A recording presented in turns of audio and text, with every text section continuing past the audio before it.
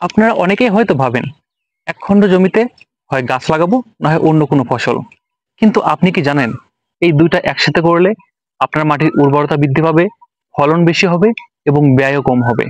এই পদ্ধতির নাম হচ্ছে অ্যালিকর্পিং। এই ভিডিওতে আমরা জানবো অ্যালিকর্পিং কিভাবে আমাদের জন্য লাভজনক হতে পারে। আমার দুপাশের সারিতে যে গাছগুলোকে দেখতে পাচ্ছেন এর নাম হেজরো, যেমন গ্লিরিসিডিয়া বা সেজবানিয়া গাছ। এগুলো সাধারণত পেরিনিয়াল বা বহুবর্ষজীবী হয়ে থাকে। এই দুই সারির মাঝখানে যে ফাঁকা জায়গা থাকে এখানে আমরা অ্যানুয়াল বা এক বর্ষজীবী ফসল চাষ করতে পারি, যেমন ধান, ডাল, সবজি ইত্যাদি। এই গাছগুলো ছায়া প্রদান করে, অর্থাৎ রোদে ফসলের কোনো ক্ষতি হয় না। এখানে পানিও অনেক কম লাগে। যখন ঝড় বা বৃষ্টি হয় তখন গাছগুলো বাতাসের গতিবেগ অনেক কমিয়ে দেয়, যার ফলে মাটির ক্ষয় রোধ হয়। এটাই হলো অ্যালিক্রপিং, অর্থাৎ একই জমিতে একাধিক সুবিধা। শুকনো পাতা মাটিতে পচে গিয়ে জৈব সার তৈরি করে।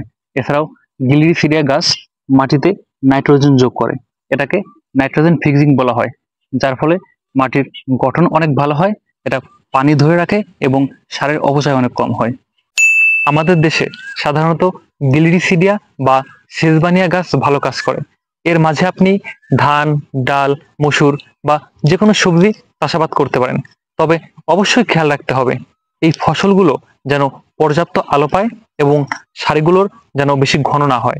কেন আমরা অ্যালিক্রপিং করব? মাটির উর্বরতা বাড়ে, সারের অপচয় কম হয়, একই জমি থেকে দুই ধরনের লাভ।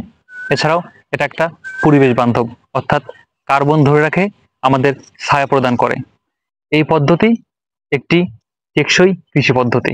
আপনারাও চাইলে শুরু করতে পারেন ২-৩ সারি গাছ দিয়ে। ধন্যবাদ সবাইকে।